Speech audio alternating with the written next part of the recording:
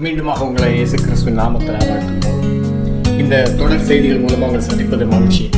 சிலுவையில் இயேசு கிறிஸ்து கடைசியாக பேசின அந்த 7 வார்த்தைகளை 7 தொகுப்பாக வெளியிட வேண்டும் என்று வாஞ்சித்து இந்த செய்தியை பேசிக் கொண்டிருக்கிறோம். இந்த செய்தி மூலமாக கர்த்தர் ஆசீர்வதிப்பாராக. இயேசு கிறிஸ்து சிலுவையில் பேசின 4வது வார்த்தை மத்தேயு 27வது அதிகாரம் 46ஆம் வசனம். 9ஆம் மணி நேரத்தில் இயேசு ஏலி ஏலி லாமா சபக்தானி என்று மிகுந்த சத்தமிட்டு கூப்பிட்டார். அதற்கு என் தேவனே ஏன் என்னை கைவிட்டீர் என்று அர்த்தமா. இந்த வார்த்தை ஒரு பெரும்பாலும் அநேக சபைகளில் கரெக்டாக பேசுகிற பார்த்துருக்கேன். அந்த ஒரு கேப், இடைவெளி ஜாஸ்தியாகுது. அந்த இடைவெளி ஜாஸ்தி ஆகும் போது தேவனுடைய முகம் மறைக்கப்படுகிறது. ஏன்னா உலக பாவம் சுமத்தப்படுகிறது. இந்த நேரத்தில் அவர் கதறார், என் தேவனே ஏன் என்னை கைவிட்டு. ஆங்கிலத்தில் வாசிக்கிறோம், my God why have you abandoned me. எதுக்காக என்னை கைவிட்டீங்கன்னு சொல்லி. ஏன்னா ஏசாயா தீர்க்கதரிசி புத்தகம் 54வது அதிகாரம் 7ஆம் வசனத்தை வாசிப்போம். இமைப்பொழுது உன்னை கைவிட்டேன், ஆனால் உருக்கமான இரக்கங்களால் உன்னை சேர்த்து கொண்டேன். 53வது அதிகாரம் இயேசு கிறிஸ்துவினுடைய சிலுவை பற்றி அநேக வசனங்கள் வாசிக்கிறோம். 52வது அதிகாரம் 51வது அதிகாரம் எல்லாத்திலுமே நம்ம வாசிக்க முடியும். சிலுவை குறித்து தீர்க்க தரிசனமாக ஏசாயா தீர்க்கதரிசி எழுதி வச்சிருப்பார். ஆனால் இங்கே நல்லா வாசிங்கன்னா இமைப்பொழுது உன்னை கைவிட்டேன். ஏன்னா இது ஒரு விட வேண்டிய நிலைமை. ஏன்னா உலகத்தின் பாவங்கள் தன்னுடைய குமாரன்கள் சாட்டப்படும் பொழுது இமைப்பொழுது கைவிடுகிற ஒரு அனுபவத்தை நாம் பார்க்கிறோம். அது உண்மையிலேயே ஆண்டவர் இயேசு கிறிஸ்துவுக்கு ஒரு பெரிய கலக்கத்தை கொடுக்குது. இந்த வேதனை மத்தியில் இது ஒரு வேதனையான வார்த்தை. என் தேவனே ஏன் என்னை கைவிட்டு. ஏன்னா சங்கீதம் 22வது அதிகாரத்தில் வாசிப்போமானால் இந்த வசனம், இந்த வார்த்தையே சங்கீதக்காரனாகிய தாவீது அதை தீர்க்க தரிசனமாக பல 100 வருஷங்கள் முன்பாக எழுதி வைத்திருக்கிறார்.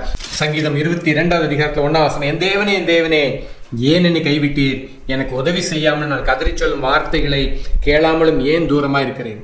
இது ஒரு பெரிய ஒரு பாடு, வியாகுலமான ஒரு வார்த்தை. ஏன்னா கெத்செமனேல ஆண்டவர் ஜெபிக்கும்போது ஜெபிப்பாரு, பிதாவே இந்த பாத்திரம் என்னை விட்டு நீங்க கூடுமானால் நீங்கும்படி செய்யும்.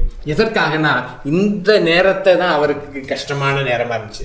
வலியை பயந்துட்டு கிடையாது, வருத்தத்தை வேதனைகளை அதனால கிடையாது. இப்போ என்ன அவருக்கு தெரியும்னா ஒரு காரியம், அந்த சில மணி நேரங்கள் பிதாவின் முகம் மறைக்கப்படும். அந்த நேரத்தை தாங்க முடியாது, அந்த நேரத்தை கடக்க முடியாதுன்னு. இன்னைக்கு கிறிஸ்தவங்க உங்களுக்கும் எனக்கும் ஒரு கேள்வி, நீங்க பிதாவினுடைய முகத்தை பார்க்காமல் வாழ்றதுக்கு எப்படி நீங்க துணிகரமா இருக்கிறீங்கன்னு தெரியல, நாம துணிகரமா இருக்கிறோம் தெரியல. ஆனா அவர் முகத்தை பார்க்காமல் இருக்க முடியாதுன்னு கதற அந்த கதறுதல் எப்போ வரும்னா, நீங்க உண்மையிலேயே ரட்சிக்கப்பட்டு ஞானஸ்தானம் பெற்று பரிசுத்தாவின நிரப்பப்பட்டு பரிசுத்தாவின் ஐக்கியத்தின் மூலமாக நீங்க தேவனை தேடி பழகிட்டீங்கன்னா ஒரு நிமிஷம் அவர் பார்க்காம இருக்க முடியாது. உலகத்துல எதை வேணாலும் நான் பார்க்காம இருக்கிற ஆண்டவரே, ஆனா உங்க முகம் எனக்கு மறைக்க கூடாது, உங்க முகம் எனக்கு பார்க்காம இருக்க முடியாது. ஏன்னா சங்கீதம் புஸ்தகத்தில் 73வது அதிகாரத்தின் 26ஆம் வசனத்தை வாசிப்போமானால், என் மாம்சமும் என் இருதயமும் மாண்டு போகிறது, என் மாம்சமும் என் இருதயம் மாண்டு போகிறது, தேவன் என்றைக்கும் இருதயத்தின் கண்மலையும் என் பங்குமா இருக்கிறார். My strength and my heart ஃபெயில்னு போட்டு. அப்போ அந்த மாண்டு போகிற அனுபவம் அது தோல்வி அடைந்து போகிறது நிறைய நேரத்தில் மாம்சத்தில். ஆனால் 28ஆம் வசனத்தில் எனக்கோ தேவனை அண்டிக் கொண்டிருப்பதே நலம்ன்றார். எனக்கோ தேவனை அண்டி அவர் முகத்தை தேடுறார். இயேசு கிறிஸ்து இந்த இடத்துல கதறார். இந்த கதறுதலின் அனுபவம் ஒவ்வொரு தேவ பிள்ளைக்கும் இருக்கணும். இயேசு கிறிஸ்துக்கு மாத்திரமே உரித்தானதல்ல. இன்னைக்கு நம்ம வாழ்க்கையிலுமே நிறைய நேரத்தில் பாவ சோதனைகள், பாவக்கிரிகள் வரக்கூடாதுன்னா ஆண்டவரே எங்கள் சோதனைக்கு உட்பட பண்ணாமல் தீமையின் ரட்சித்துக்களும் ஜெபம் பண்ண சொல்லி கொடுத்துருக்கிறார். இப்போ நமக்கு அந்த பாவ சோதனை நம்ம வாழ்க்கையில் வருமானா தெய்வ முகம் மறைக்கப்பட்டுரும். ஏசாயா தீர்க்கதரிசி புத்தகம் 59ஆம் அதிகாரத்துல, இதோ ரட்சிக்க கூடாதபடிக்கு கர்த்தருடைய கை குறுகி போகவும் இல்லை, கேட்க கூடாதபடிக்கு அவருடைய செவி மந்தமாகவும் இல்லை. அதை நல்லா புரிஞ்சுக்கோங்க. நம்ம உட்காந்து ஆண்டவரே உங்களுக்கு கண்ணு இருக்கா, உங்களுக்கு காது இருக்கான்னு கேட்கக்கூடாது. நம்ம வாழ்க்கையை தற்பரிசோதனை பண்ணுங்க. நான் திருப்பி சொல்றேன், நான் ஊழியத்துல ஒரு காரியம் சொல்ல முடியும், ஆண்டவர்கிட்ட ஒரு தவறு இருக்காது. மனுஷங்க என்னென்னமோ சொல்லுவாங்க, அப்படி நினைச்சு பார்த்தா இப்படி நினைச்சுன்னு எல்லாம் முடிஞ்சதுக்கு தெளிவா ஜெபம் பண்ண முடியும். ஆண்டவரே நீர் தவறு செய்கிற தேவன் அல்ல, தப்பு பூரா எங்க கிட்டதான் இருக்கு ஆண்டவரேன்னு சொல்லி தான் ஒப்பு ஜெபம் பண்ணணும். ஐயோ ஆண்டவரே உங்களுக்கு இப்படி நடந்துருச்சு, ஐயோ அப்படி இல்லை. அவர் சரியா கரெக்டா இருப்ப நீதி உள்ள தேவன். அவர் வழிகளெல்லாம் நியாயக்கேடு இல்லாத சத்தியமுள்ள தேவன்.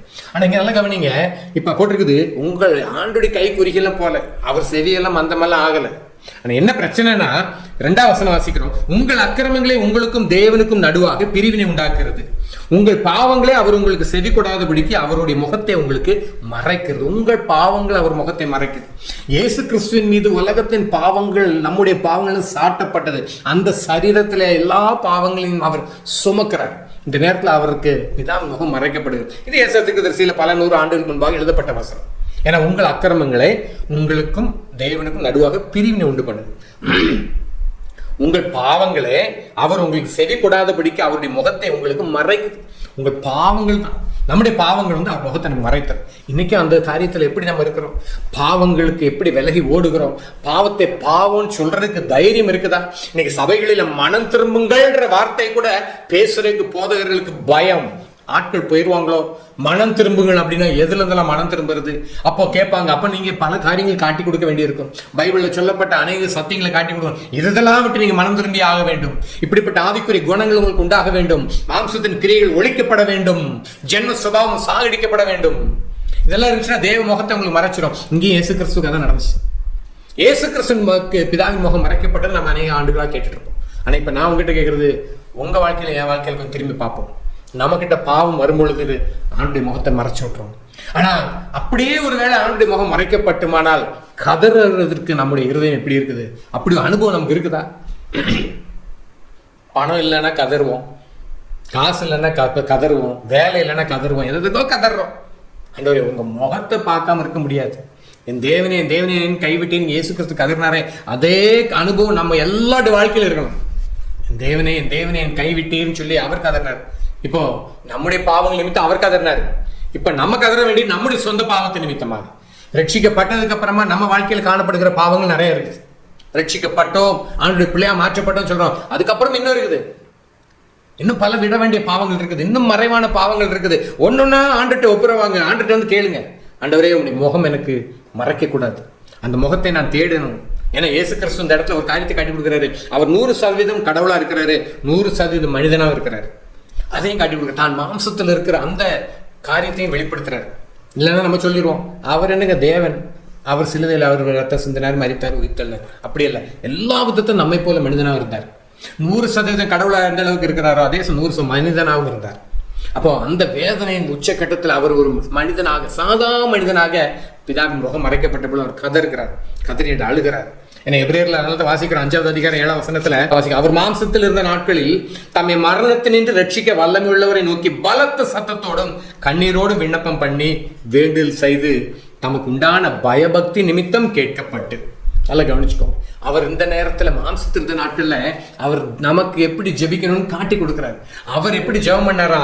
மாம்சத்தின் நாட்கள்ல மரணத்திலிருந்து ரட்சிக்க வல்லமை உள்ளவராக இருக்கிற தேவனை நோக்கினார். வல்லமை உள்ளவரை நோக்கி பலத்த சத்தத்தோடும் கண்ணீரோடும் விண்ணப்பம் பண்ணி வேண்டல் செய்தார். இந்த ஜெபம் ரொம்ப முக்கியமானது. அவர் பல ஜெபங்கள் பைபிள்ல அநேக இடங்களில் ஜெபித்ததை பார்க்கலாம். ஆனால் அந்த கெத்செமனேலிருந்து கல்வாரி வரைக்கும் உள்ள நேரத்துல அந்த ஜெபங்கள் ரொம்ப முக்கியம். அதுல ஒரு காரியம், முக்கியமான ஒரு கதறல் தான், என் தேவனே ஏன் என்னை கைவிட்டு. 2 கொரிந்தியர் 5வது அதிகாரம் 21ஆம் வசனத்துல, நாம் அவருக்குள் தேவனுடைய நீதியாகும்படிக்கு பாவம் அறியாத அவரை நமக்காக பாவமாக்கினார். பாவம் அறியாத அவர் நமக்காக பாவமாக்கினார். நம் பாவம் அவர் மீது சுமத்தப்பட்ட பொழுது அவர் பாவமாக்கப்பட்டார். இதனால் இப்போ அவருக்கு அந்த ஒரு வேதனை உச்சத்துல பிதாவின் முகம் மறைக்கப்படுகிறது. கலாத்தியர் 3:13 வாசிக்கிறோம். கலாத்தியர் 3வது அதிகாரம் 13ஆம் வசனத்துல, மரத்திலே தூக்கப்பட்ட எவனும் சபிக்கப்பட்டவன் என்று எழுதியிருக்கிறபடி கிறிஸ்து நமக்காக சாபமாகி நியாயப்பிரமாணத்தின் சாபத்துக்கு நம்மை நீங்களாக்கி மீட்டுக் கொண்டார். கிறிஸ்து நமக்காக சாபமானார். இந்த சிலுவையில் அவர் நமக்காக சாபமானார், பாவமானார். இப்படிப்பட்ட சாபங்களையும் பாவத்தையும் தன் மீது ஏற்றுக்கொண்டதுனால பிதாவின் முகம் அவருக்கு மறைக்கப்பட்ட பொழுது அவர் கதறுகிறார், என் தேவனே ஏன் என்னை கைவிட்டீர். ஏன்னா ரோமர் 8வது அதிகாரம் 3ஆம் வசனத்துல வாசிக்கிறோம். ரோமர்கள் நிருபத்துல 8வது அதிகாரம் 3ஆம் வசனத்துல, அது எப்படி எனில் மாம்சத்தினாலே பலவீனமாய் இருந்த நியாயப்பிரமாணம் செய்யக்கூடாததை தேவனே செய்யும்படிக்கு தம்முடைய குமாரனை பாவ மாம்சத்தின் சாயலாகவும் பாவத்தை போக்கும் பலியாகவும் அனுப்பி மாம்சத்திலே பாவத்தை ஆக்கினைக்குள்ளாக தீர்த்தார். இதனால தான் அவர் கதறார். அவருடைய மாம்சத்துல அந்த பாவங்களை ஏற்றுக்கொண்டு மாம்சத்திலே பாவத்தை ஆக்கினைக்குள்ளா தீர்க்கிறார். பாவத்தை ஆக்கினைக்குள்ளா தீர்க்கிறார். அதனால தான் நமக்கு பாவ மன்னிப்பின் விமோசனத்தை இயேசு கிறிஸ்துவால் மாத்திரம் தான் கொடுக்க முடியும்.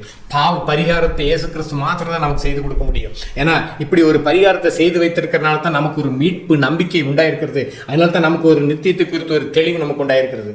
ஆனா என் தேவனே ஏன் என்னை கைவிட்டேன்னு சொல்லி ஆண்டவர் கதறுகிறார், நம்முடைய பாவங்கள் ஏற்றுக்கொண்டதுனால. இப்போ அவருடைய வாழ்க்கையில அதை பார்க்கிறோம். இப்ப நம்ம வாழ்க்கையில யோசிச்சு பார்ப்போம். நீங்க பிதாவின் முகத்தை நாம் பார்க்காமல் பிதாவின் முகம் நமக்கு மறைக்கப்படுகிற அனுபவம் நம்ம வாழ்க்கையில வரும்பொழுது, பிதாவை விட்டு விலகிற ஒரு அனுபவம் நமக்குள்ள வரும்பொழுது, ஆண்டவரே ஏன் என்னை கைவிட்டேன்ற ஒரு கதறுதல், இல்லாவிட்டால் ஆண்டவரே உம்முடைய சமூகத்தை விட்டு என்னை தள்ளாதிரும் சொல்லி ஒரு கதறுதல், ஆண்டவரே நான் உம்மை விட்டு தூரமாய் போய்விடாததுக்கு என்னை காத்துக்கோங்கன்னு கதறுதல். எபேசு சபைக்கு அதான் சொல்றாரு, நீ ஆதியில கொண்டிருந்த அன்பை விட்டாய். நீ நிறைய பேர் ஆண்டுடைய ஆதி அன்பெல்லாம் விட்டாச்சு, ஆதி அன்பெல்லாம் விட்டுட்டு ஆதி பிரதிஷ்டையெல்லாம் விட்டாச்சு. உபவாசம், ஜபம், வேத தியானம் எல்லாம் கடமைக்கு மாறிடுச்சு. எதையோ செய்யணுமேன்னு செஞ்சுக்கிட்டு இருக்கிறீங்க, ஏதோ ஜபிக்கணுமே ஜபிக்கிறீங்க, எதையோ நீங்க உபவாசம் பண்ணுமே சொல்லி பேருக்கு ஒரு உபவாசம், ஆதி அன்பை விட்டு விலகிட்டு இருக்கிறோம். ஆனா பாவத்தைக்குள்ளாக நம்ம துணிகரமா போகும்பொழுது பிதாவின் முகம் நமக்கு மறைக்கப்பட்டு விடும். அதனால தான் பைபிள் சொல்ற சத்தியத்தை அறிவை அடைந்ததுக்கு அப்புறமாக மனப்பூர்வமாய் பாவம் செய்கிறவங்களா இருப்போமானால் பாவங்கள் நிமித்து செலுத்தத்துக்கு வேற பலி இருக்காது. பிதாவின் முகத்துக்கு நம்ம மறைக்கப்படுமானால் நம்ம வாழ்க்கை அந்தோ, அப்புறம் நமக்கு எல்லாம் சுமூகமா இருக்கும். இந்த உலகத்துல எல்லா கம்ஃபர்ட்டும் வந்துடும், உலகத்துல எல்லாம் அனுபவிக்கிற மாதிரி இருக்கும். ஆனா முடிவுல வேதனையும் துன்பமும், மரித்ததுக்கு அப்புறமும் நித்திய நரகத்திலையும் போய் வேதனை அடைய வேண்டியது இருக்கும். அதனால இன்னைக்கு கேளுங்க, ஆண்டவரே எந்த சூழ்நிலையிலும் அப்பா உங்க முகம் எனக்கு மறைக்க கூடாது. உங்க முகத்தை பார்த்துதான் ஒரு நாளை தொடங்கணும், உங்க முகத்தை பார்த்துதான் நாளை முடிக்கணும்.